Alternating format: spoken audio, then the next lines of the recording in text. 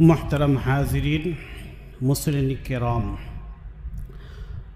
महान रब्बुल आलमीनेर दरबारे असंख्य अगणित शुक्रिया ज्ञापन करी जे महान रब्बुल आलमीन आमादेरके अन्यान्य सप्ताहेर धाराबाहिकताय आज के जुमार रात्रि पवित्र एशार सालातेर परे पवित्र कुरआनुल कारिमेर धाराबाहिक तफसीरेर अंश हिसाबे आजकेर मजलिसे आमादेरके अंशग्रहण करार तौफिक दान करेছেন एजন্য शुक्रिया तान बोली आलহামদুলিল্লাহ। मुसलिनी केराम विगत दुटी आलोचनाय आमरा पवित्र कुरआनुल कारिमेर सूरा आल बाकारार 29 नम्बर आयात पर्यन्त आमरा आलोचना करছিলাম। आज के आमरा 30 नम्बर आयात थेके आमादेर धाराबाहिक तफसिर शुरू करब इंशाअल्लाह ताआला। आज के जुलाई मासेर 10 तारीख 2025 इंग्रेजी। आज के ऐतिह्यबाही 1 नम्बर गेट जामे मस्जिदे आमरा सूरा आल बाकारार 29 नम्बर आयात थेके आमरा तफसिर आलोचना करब।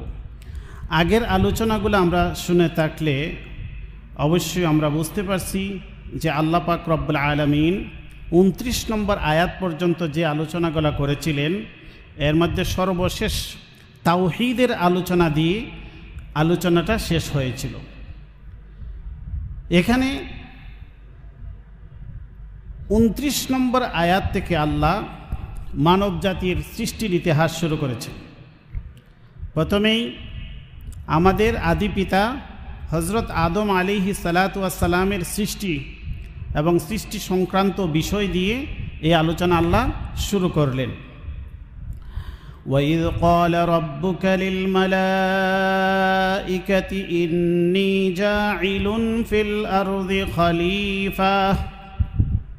आल्लाह बोलेन स्मरण करुन सेई समयेर कथा, सेई समयकार इतिहास जखन क़ाल रब्बुका जखन आपनार रब बोलेन लिल मालाइकाति फिरिस्तादेरके इन्नी जाइलुन फिल आरदि खलीफा आमी जमीने खलीफा तैरी करते जाচ্ছি। इन्नी जाइलुन फिल आरदि खलीफा आल्लाह फिरिस्तादेर मजलिसे फिरिस्तादेर उद्देश्य करे সেই ঘোষণা দিলেন ইন্নী জাইলুন ফিল আরদি খলিফা আমি জমিনে খলিফা তৈরি করতে যাচ্ছি। যেহেতু পৃথিবীর আল্লাহ সৃষ্টি করেছেন সেই সৃষ্টির ইতিহাস আগে বলেছেন, আসমান জমিন সৃষ্টি করেছেন, কেন তিনি সৃষ্টি করেছেন সেটাও বলেছেন। কিন্তু এই সৃষ্টি জগতের মধ্যে আগের জিন এবং ফিরিস্তারা ছিল, জিন এবং ফিরিস্তারা ছিল। আর এখন আল্লাহ ঘোষণা দিচ্ছেন আমি একটি নতুন জাতি তৈরি করতে যাচ্ছি। সেই ঘোষণাটা ফিরিস্তাদেরকে আল্লাহ শুনিয়ে দিলেন, এরা হবে খলিফা। একটি জাতি আমি তৈরি করছি, এরা হবে আমার খলিফা। ইন্নী জাইলুন ফিল আরদি খলিফা। এই খলিফাদের উদ্দেশ্য হচ্ছে আদম আলাইহিস সালাতু ওয়াস সালাম এবং তার সন্তান সন্ততিগণ। এই খলিফা শব্দের অর্থ কি? তাফসীরের কিতাবে মোটামুটি দুটি অর্থ গুরুত্বপূর্ণ। এই খলিফার অর্থ এক অর্থ হচ্ছে যে খলিফা মানে হচ্ছে এরা বংশ পরস্পরায় পৃথিবীতে বসবাস করবে। এক প্রজন্ম চলে যাবে, আরেক প্রজন্ম থাকবে, এরপরে প্রজন্মকে প্রজন্ম জেনারেশনকে জেনারেশন এরা পৃথিবীতে বসবাস করবে। এরা হচ্ছে খলিফা। আর খলিফা শব্দের আরেক অর্থ হচ্ছে তানফিজুল আহকাম। তানফিজ আহকামি আল্লাহ বলছেন যে এরা আমার হুকুম আহকাম পৃথিবীতে সৃষ্টি জগতের উপর তারা মানে বাস্তবায়ন করবে, তানফিজ করবে। আমার হুকুম আহকামগুলি আমার পক্ষ থেকে সৃষ্টি জগতের উপর তারা ইনসাফের সাথে এগুলা বাস্তবায়ন করবে। এই হচ্ছে খলিফার দুটি অর্থ আমরা জানলাম। তো আল্লাহ ফেরেশতাদেরকে ঘোষণা দিচ্ছেন যে আমি পৃথিবীতে খলিফা তৈরি করতে যাচ্ছি। قالوا أتجعل فيها من يفسد فيها ويسفك الدماء। এই ঘোষণা শুনে ফেরেশতারা কি জবাব দিল? তারা বলল আতাজআলু ফিহা মান ইউফসিদু ফিহা ওয়া ইয়াসফিকু দিমা। তারা বলল, হে আল্লাহ, আপনি কি সেখানে অর্থাৎ পৃথিবীতে এমন জাতি সৃষ্টি করতে চাচ্ছেন মাই ইউফসিদু ফিহা, যারা সেখানে বিশৃঙ্খলা তৈরি করবে, ফাসাদ তৈরি করবে, ওয়া ইয়াসফিকু দিমা, আর তারা রক্তপাত করবে। ফেরেশতাদের তাদের আশঙ্কার কথা আল্লাহকে তারা জানাইল যে আপনি কি পৃথিবীতে জমিনে এমন এক জাতি তৈরি করতে চান যারা ফাসাদ সৃষ্টি করবে এবং রক্তপাত করবে। ওয়ানাহনু নুসাব্বিহু বিহামদিকা ওয়া নুকদ্দিসু লাক। তারা একথাও বলে দিল, আমরা তো আছি, নাহনু নুসাব্বিহু বিহামদিকা, আমরা আপনার তাসবিহ পাঠ করি, আপনার প্রশংসার তাসবিহ আমরা পাঠ করি, ওয়া নুকদ্দিসু লাক, আর আমরা আপনার পবিত্রতা ঘোষণা করি। এটাই তো যথেষ্ট, এর বাহিরে আপনি আরেক জাতি কেন তৈরি করবেন? এখানে একটা প্রশ্ন হতে পারে, ফেরেশতারা কিভাবে জানলো যে পৃথিবীতে যে জাতি আসতেছে তারা ফাসাদ সৃষ্টি করবে, রক্তপাত তৈরি করবে? এর কারণ হচ্ছে যে তারা তাদের অভিজ্ঞতা থেকে বলছে। কারণ ইতিপূর্বে আল্লাহ পৃথিবীতে জিন জাতিকে আবাদ করেছিলেন, এই জিন জাতি ফাসাদ করেছে, রক্তপাত করেছে, যার কারণে আল্লাহ তাদেরকে ধ্বংস করেছেন। তাদেরকে জনমানব অঞ্চল থেকে বিতাড়িত করে তাদেরকে সাগরে পাহাড়ে জনমানবহীন এলাকায় তাদেরকে আল্লাহ বিতাড়িত করে দিয়েছেন। এই জমিন অনাবাদ, এখন আরেকটি জাতির দরকার। এই অভিজ্ঞতা থেকে তারা বলছে যে আর নতুন আরেক জাতি যে আপনি তৈরি করতেছেন এরাও সেই কাজ করতে পারে। قال إني أعلم ما لا تعلمون। আল্লাহ ফেরেশতাদেরকে বললেন, ইন্নী আ'লামু মা লা তা'লামুন, আমি যা জানি তোমরা তা জানো না। قال إني أعلم ما لا تعلمون, আমি এর রহস্য জানি, তোমরা যা বলতেছো এর চাইতে আমি ভালো জানি, তোমরা তা জানো না। আল্লাহ জানেন যে এই জাতি যে আসছে মানব জাতি, এরা ফাসাদ করবে, মারামারি করবে, তাও ঠিক, কিন্তু এর মধ্য থেকে নবী রাসূলগণ আসবেন, এর মধ্য থেকে আল্লাহর তাসবিহ করনেওয়ালা, আল্লাহর গুণগান গাইনেওয়ালাও পৃথিবীতে আসবে, এটা আল্লাহর জানা আছে। এই জন্য আল্লাহ বলতেছেন ইন্নী আ'লামু মা লা তা'লামুন, আমি যা জানি তোমরা তা জানো না। এবার আসলো পরীক্ষার ফালা। وعلم آدم الأسماء كلها ثم عرضهم على الملائكة। আল্লাহ আদম আলাইহিস সালামকে যে সৃষ্টি করলেন, কি প্রক্রিয়ায় কিভাবে সৃষ্টি করলেন, এখানে এটা নাই, অন্য আয়াতের মাঝে আছে, যেখানে যা আছে সেটা বলবো সামনে যেহেতু আসতেছে। হযরত আদম আলাইহিস সালামের সৃষ্টি সংক্রান্ত কোরআনের মধ্যে 50-এর অধিক আয়াত আছে, 50-এর অধিক আয়াত আছে। যেহেতু আমরা ধারাবাহিক তাফসীর করতেছি, এই জন্য যেখানে যে স্থানে যে আলোচনা আসবে সেখানে আমরা আলোচনা করব।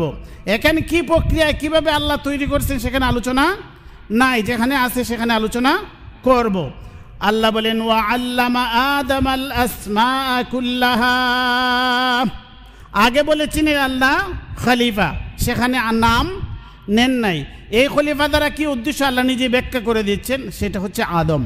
ওয়া আল্লামা আদামাল আসমাআ কুল্লাহা, আল্লাহ আদম আলাইহিস সালামকে সৃষ্টির পরে তাকে শিক্ষা দিলেন আসমাআ কুল্লাহা, জমিনের যাবতীয় সব কিছুর নাম তিনি শিক্ষা দিলেন। তাফসীরের কিতাবে লেখা হয়েছে শুধু নাম নয়, প্রতিটি বস্তুর নামের সাথে সাথে এগুলার গুণ বৈশিষ্ট্য সব কিছুই, এগুলার ব্যবহার সব কিছু আল্লাহ সৃষ্টি তাকে শিক্ষা দিয়ে দিলেন। সাথে সাথে ফেরেশতাদেরকেও শিক্ষা দিলেন, উভয়কেই শিক্ষা দিলেন। কিন্তু শিক্ষা ধারণ করার ক্ষমতা কার কতটুকু আছে সেটাই পরীক্ষা। কুল্লামা وعلم آدم الأسماء كلها ثم عرضهم على الملائكة। আদম আলাইহিস সালাতু ওয়াস সালামের সৃষ্টি জগতের সব তিনি শিক্ষা দিলেন। সব শিক্ষা দেওয়ার পরে ফেরেশতাদের সামনে এগুলা পেশ করলেন। সুম্মা আরাদাহুম আলাল মালাইকা فقال أنبئوني بأسماء هؤلاء إن كنتم صادقين। আল্লাহ বলেন ইন কুনতুম সাদিকিন, তোমরা যদি তোমাদের দাবির ক্ষেত্রে সত্যবাদী হও, কারণ তাদের ভিতরে আছে যে তারাই শ্রেষ্ঠ, এই কথাটা আছে যে তারা কোনো অপরাধ করে না, অন্যায় করে না, তারা শুধু ভালো কাজই করে, শুধু তারা তাসবিহ পাঠ করে, শুধুমাত্র আল্লাহর প্রশংসা করে, তাদের দ্বারা কোনো অপরাধ সংগঠিত হয় না। কিন্তু জ্ঞানের ক্ষেত্রে কার কতটুকু ধারণ ক্ষমতা আছে সেটা আল্লাহ পরীক্ষা দিলেন। পরীক্ষার মাধ্যমে আজকে এসএসসি পরীক্ষার রেজাল্ট প্রকাশ পাইছে, যারা পাস করছে তারা সম্মানিত হয়েছে, আর যারা ফেল করছে তারা সম্মানিত হতে পারে নাই। এখানে পরীক্ষা হলো। তো আল্লাহ আদম আলাইহিস সালাতু ওয়াস সালামকে শিক্ষা দিলেন। শিক্ষা গ্রহণ করা, শিক্ষা ধারণ করার বৈশিষ্ট্য মানব জাতির আছে, অন্যান্য কোনো জাতির মধ্যে সেটা নাই। তো আল্লাহ আদম আলাইহিস সালাতু ওয়াস সালামকে শিক্ষা দিয়ে সেই সব বস্তুগুলা ফেরেশতাদের সামনে পেশ করলেন। فقال أنبئوني بأسماء هؤلاء إن كنتم صادقين। তোমরা যদি তোমাদের দাবির ক্ষেত্রে সত্যবাদী হয়ে থাকো তাহলে তোমরা এগুলা বলো, এগুলো জবাব দাও, এটা কি সেটা কি, এটার বৈশিষ্ট্য কি, এটার কাজ কি, এগুলো বলো। قالوا তারা বলল সুবহানাক লা ইলমা লানা ইল্লা মা আল্লামতানা। সুবহানাক, আপনার পবিত্রতা আমরা ঘোষণা করছি। ফেরেশতারা বলল সুবহানাক, আপনার পবিত্রতা আমরা ঘোষণা করছি। লা ইলমা লানা ইল্লা মা আল্লামতানা, আপনি আমাদেরকে যখন যা শিখিয়ে দেন সেটাই আমরা রিপ্লাই দিতে পারি, আমরা জ্ঞান কাটিয়ে সবগুলো সামগ্রিকভাবে এগুলোর উত্তর আমরা দিতে পারি না। ফেরেশতারা হচ্ছে যন্ত্রের মতো, আপনি যখন যা যন্ত্রের মাঝে দিবেন সেটাই সে এটার আউটপুট দিবে, এর বাহিরে জ্ঞান কাটিয়ে সে কোনো কাজ করতে পারবে না। ফেরেশতারা যন্ত্রের মতো, যখন যা আল্লাহ অর্ডার দেন, যখন যা বলেন সেটাই তারা রিপ্লাই করে। জ্ঞানের মতো সামগ্রিকভাবে এর কোনো এটার উত্তর তারা দিতে পারে না। তারা বলল লা ইলমা লানা ইল্লা মা আল্লামতানা, যখন যা আপনি আমাদেরকে বলে দেন সেটাই আমরা জবাব দিতে পারি, এর বাহিরে আমরা পারি না। ইন্নাকা আনতাল আলিমুল হাকিম, নিশ্চয় আপনি হচ্ছেন আলিম, আপনি হচ্ছেন সর্বজ্ঞানী জ্ঞানী, আপনি হচ্ছেন হাকিম, আপনি হচ্ছেন প্রজ্ঞার অধিকারী, সর্বপ্রকার হিকমতের অধিকারী আপনি। قال يا آدم أنبئهم بأسمائهم। এরপরে আদম আলাইহিস সালামের পরীক্ষা, তারা ফেল করলো। এরপরে আদম আলাইহিস সালামের সামনে আল্লাহ এগুলা পেশ করলেন, ওই সব বস্তুগুলা যেগুলা পরীক্ষার বস্তু ছিল। فلما أنبأهم بأسمائهم, আল্লাহ যা যা প্রশ্ন করলেন সেটার জবাব আদম আলাইহিস সালাম সুন্দরভাবে দিয়ে দিলেন। যেখানে যা প্রশ্ন করলেন সেটার নাম, গুণ, বৈশিষ্ট্য, এটার ব্যবহার, এটার উপকারিতা, এটার অপকারিতা সব তিনি বলে দিলেন। قال ألم أقل لكم إني أعلم غيب السماوات والأرض। আল্লাহ বলেন আলাম আকুল লাকুম, আমি কি তোমাদেরকে বলি নাই, ইন্নী আ'লামু গায়বাস সামাওয়াতি ওয়াল আরদ, আসমান জমিনের সমস্ত গায়বের সংবাদ আমি জানি। কি হচ্ছে, কি হয়েছে, কি হচ্ছে, কি হবে, দৃশ্য অদৃশ্য সব কিছু আমি জানি। আল্লাহ বলেন যে আমি তো আগেই তোমাদেরকে বলেছি, আলাম আকুল লাকুম, আমি কি তোমাদেরকে বলি নাই, ইন্নী আ'লামু গায়বাস সামাওয়াতি ওয়াল আরদ ওয়া আ'লামু মা তুবদুনা ওয়া মা কুনতুম তাকতুমুন, আর আমি তাও জানি যা কিছু তোমরা গোপন করেছো, তোমাদের অন্তরে যা গোপন করে রেখেছো সেটাও আমি জানি। ফেরেশতারা কি গোপন করেছে, ফেরেশতারা কি গোপন করেছে, ফেরেশতারা যা বলে নাই, তাদের অন্তরে গোপন রয়েছে।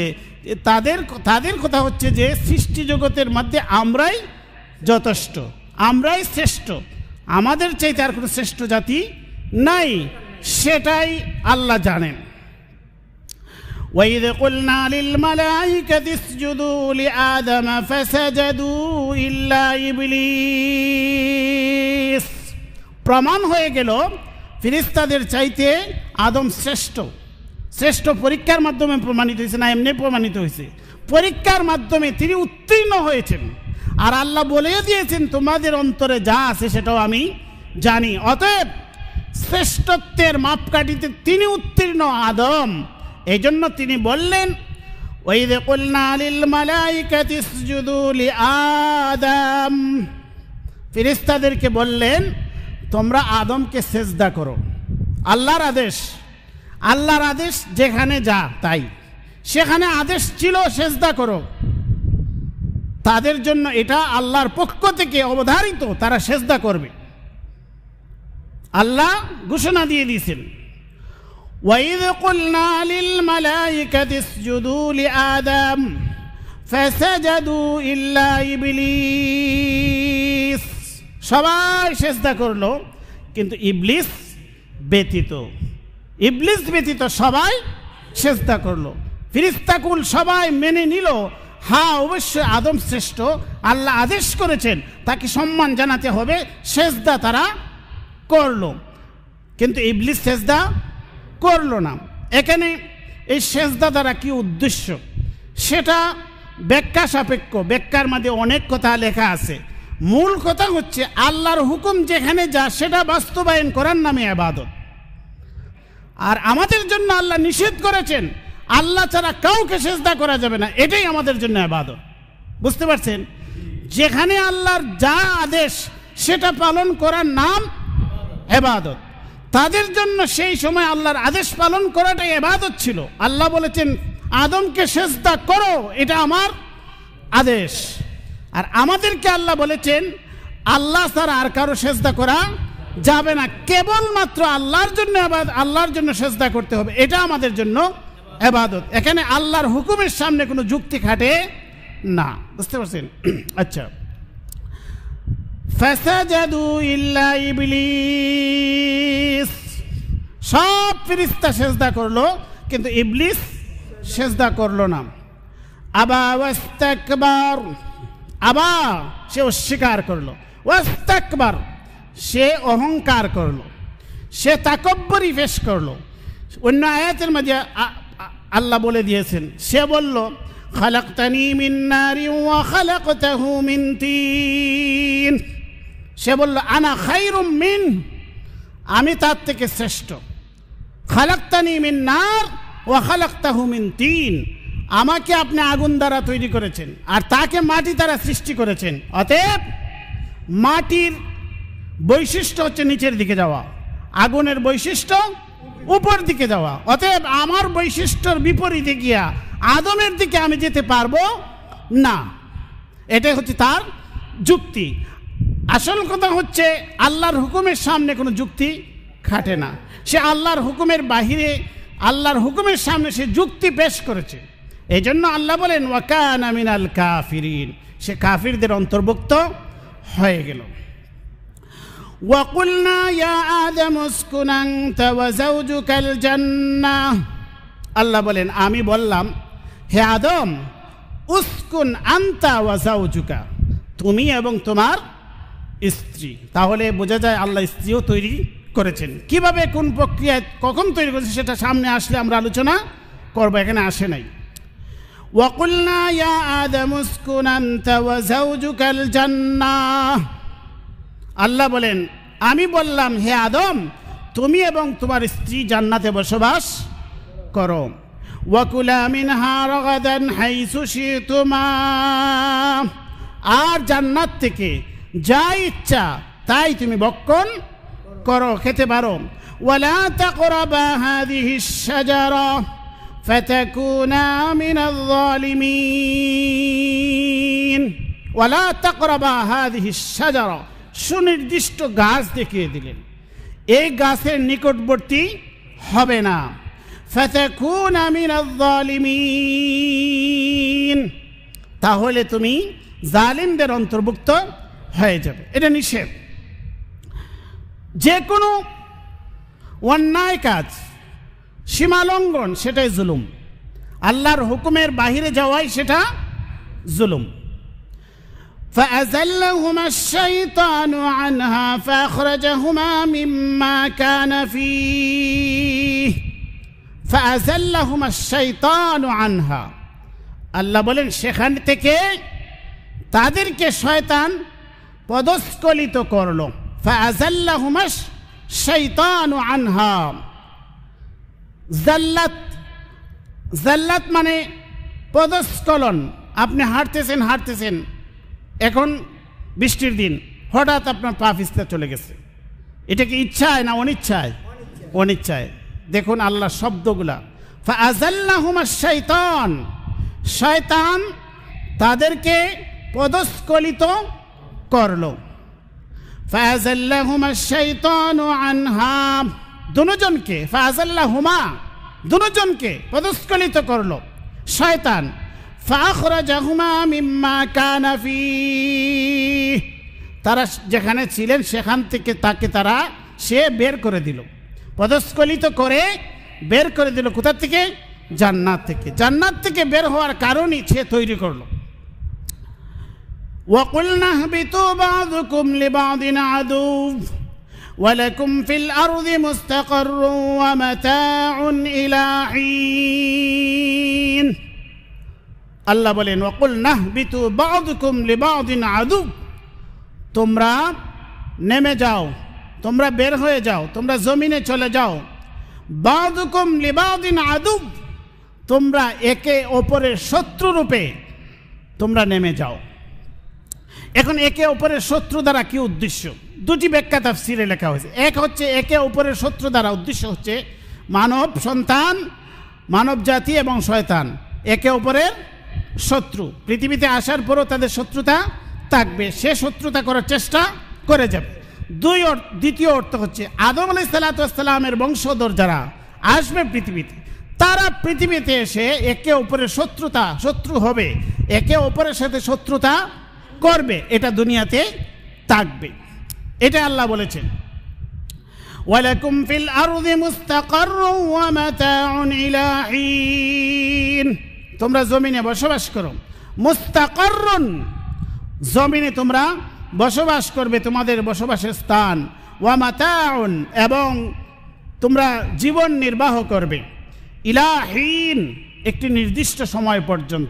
নির্দিষ্ট সময় পর্যন্ত তোমরা পৃথিবীতে বসবাস করবে এবং জীবন নির্বাহ করবে এখানে আমাদের একটি বোঝার বিষয় যে ফাআযাল্লাহুমা শয়তান কিভাবে আদম আলাইহিস সালাতু ওয়াস সালামকে পদস্খলিত করলো এটার জন্য আমরা দুইটি আয়াত জেনে ব্যাখ্যার অংশ হিসেবে একটি আয়াত সূরা আরাফের মধ্যে 21 নম্বর আয়াত আর আরেকটি আয়াত হচ্ছে সূরা তাহার মাঝে এক আয়াতে আল্লাহ বলেছেন যে শয়তান আদম আলাইহিস সালাতু ওয়াস সালামকে এসে বলল ওয়াকাসামাহুমা ইন্নী লাকুমা লামিনান নাসিহিন শয়তান কসম খেয়ে বলল যে আমি তোমাদের কল্যাণকামী আমি তোমাদেরকে নসিহত করতে চাই সেটা এই ঘটনার বহুকাল পরে যখন আল্লাহ আদম আলাইহিস সালামকে নিষেধ করে দিয়েছিলেন সৃষ্টির পরে যে তুমি এই গাছের কাছে যাবে না তারা মেনেই চলছিলেন দীর্ঘকাল অতিবাহিত হয়ে গেল এরপরে শয়তান তাদেরকে এসে বলল আমি তোমাদেরকে একটি নসিহত করতে চাই ওয়াকাসামাহুমা তারা দুইজনের সাথে সে আল্লাহর নামে কসম খাইল সে বলল, হাল আদুল্লুকা আলা শাজারাতিল খুলদি ওয়া মুলকিন লা ইয়াবলা, আমি কি তোমাদেরকে এমন গাছের সন্ধান দিব যে গাছ তোমাদেরকে চিরজীবন দান করবে, তোমাদেরকে চিরকাল বসবাসের ব্যবস্থা হয়ে যাবে। ওয়া মুলকিন লা ইয়াবলা, আর এমন রাজত্ব তোমরা পাইবা যে রাজত্ব কখনো ক্ষয় হবে না। এইভাবে সে বলল। হ্যাঁ, কেন? وقال ما نهاكما ربكما عن هذه الشجرة إلا أن تكونا ملكين أو تكونا من الخالدين। সে বলল, তোমাদের রব তোমাদেরকে এই গাছ থেকে নিষেধ করেছেন। আদম আলাইহিস সালাম বললেন, এই গাছ তো নিষিদ্ধ, তুমি যে বলতেছো এটা শাজারাতুল খুলদ, এটা তো আমার আল্লাহ রবের পক্ষ থেকে নিষিদ্ধ। সে বলল, তোমরা ব্যাখ্যা বোঝো নাই। وقال من نهاكما ربكما عن هذه الشجرة إلا أن تكونا ملكين, তোমাদেরকে নিষেধ করেছেন যেন তোমরা ফেরেশতা না হয়ে যাও। আও তাকুনা মিনাল খালিদিন, আর যেন তোমরা এখানে চিরস্থায়ী না হয়ে যাও, এই জন্য নিষেধ করেছিলেন। কিন্তু তোমাদের রব চান যে তোমরা এখানে চিরস্থায়ী হও, সেটা আগে নিষেধ করছেন। কেন? যে এই গাছের ফল খাওয়ার পরে যে হজম ক্ষমতা, সেটা তোমাদের তখন ছিল না, কারণ তোমরা তখন ছিলে শিশু, তোমাদের শুধু জন্ম হয়েছে। এই গাছের ফল খেয়ে হজম করার মতো ক্ষমতা তোমাদের ছিল না। এখন তোমরা পরিপক্ক হয়েছ, দীর্ঘ সময় অতিবাহিত হয়ে গেছে, এটা যদি এখন খাও তাহলে তোমাদের আর বোধ হজম হবে না। যদি খেয়ে নেও তাহলে তোমরা চিরস্থায়ী এখানে বসবাসের ব্যবস্থা তোমাদের হয়ে যাবে। এইভাবে তাদেরকে প্রতারিত করলো। আচ্ছা, সংক্ষিপ্ত আকারে বললাম, সামনে বিস্তারিত আলোচনা আছে। তো আল্লাহ তাআলা বলেন, ফাতালাক্কা আদামু মির রাব্বিহি কালিমাতিন ফাতাবা আলাইহি, তারা পৃথিবীতে চলে আসলেন আল্লাহর হুকুমে, পৃথিবীতে চলে আসলেন। বাবা আদম, মা হাওয়া পৃথিবীতে চলে আসলেন। কোথায় আসলেন? আব্দুল্লাহ ইবনে আব্বাস রাদিয়াল্লাহু তাআলা আনহুমার মত হচ্ছে যে আদম আলাইহিস সালাতু ওয়াস সালাম ভারতবর্ষের কোন একটি স্থানে আসলেন। পৃথিবীতে প্রথম আসলেন কোথায়? ভারতবর্ষের কোন একটি স্থানে। আর মা হাওয়া আসলেন আরব দেশের জিদ্দা নামক স্থানে। তাদেরকে দুই জায়গায় আল্লাহ পাঠাইলেন। বিচ্ছিন্ন দীর্ঘকাল পর্যন্ত একজন আরেকজনকে খুঁজে পান না। আর আল্লাহর কাছে তারা দোয়া করলেন, ফাতালাক্কা আদামু মির রাব্বিহি কালিমাতিন ফাতাবা আলাইহি, আল্লাহর কাছে কান্নাকাটি, আল্লাহ তাদেরকে শিখিয়ে দিলেন। ফাতালাক্কা আদামু মির রাব্বিহি কালিমাতিন, আদম আলাইহিস সালাতু ওয়াস সালাম তার রবের কাছ থেকে কয়েকটি কালিমা গ্রহণ করলেন। এই কালিমাটা কি? অন্য আয়াতের মাঝে আল্লাহ বলেছেন, রব্বানা যালামনা আনফুসানা ওয়া ইল্লাম তাগফির লানা ওয়া তারহামনা লানাকুনান্না মিনাল খাসিরিন। এই দোয়া আল্লাহ তাদেরকে শিখিয়ে দিলেন। তারা এই দোয়া করলেন। ফাতাবা আলাইহি, আল্লাহ বলেন তাকে, তার তওবা আল্লাহ কবুল করে নিলেন। ইন্নাহু হুয়াত তাওয়াবুর রহিম, নিশ্চয় তিনি হচ্ছেন তাওয়াব, তিনি তওবা কবুলকারী, রাহিম তিনি হচ্ছেন দয়াবান। কুলনা হাবিতু মিনহা জামিআ, আবার আল্লাহ বললেন আমি বলে দিলাম, ইহবিতু মিনহা জামিআ, তোমরা সবাই এখান থেকে চলে যাও। এখানে মানুষ হচ্ছেন দুইজন, কিন্তু আল্লাহ বলছেন ইহবিতু, তোমরা সবাই চলে যাও। এখানে আদম এবং হাওয়া তাদের বংশধর যারা আসবেন সবাইকে বলে দিলেন, কারণ তাদের মাধ্যমে পরবর্তী বংশধর আসবেন। তোমরা সবাই জামিআন, ফাইম্মা ইয়াতিয়ান্নাকুম মিন্নি হুদান, যখন তোমাদের কাছে আমার পক্ষ থেকে হেদায়েত আসবে, ফামান তাবিআ হুদায়া, যে আমার হেদায়েত অনুসরণ করবে, ফালা খাউফুন আলাইহিম ওয়ালা হুম ইয়াহজানুন, তাদের জন্য কোনো খাউফ নাই, ভয় নাই, ওয়ালা হুম ইয়াহজানুন, আর তারা দুঃখিত হবে না, চিন্তিত হবে না। ওয়াল্লাযীনা কাফারু ওয়া কাযযাবু বিআয়াতিনা, আর যে কুফরি করবে, ওয়াল্লাযীনা কাফারু ওয়া কাযযাবু বিআয়াতিনা, আর যারা আমার আয়াতসমূহকে মিথ্যা প্রতিপন্ন করবে, উলাইকা আসহাবুন নার, তারা হবে জাহান্নামের অধিবাসী। হুম ফিহা খালিদুন,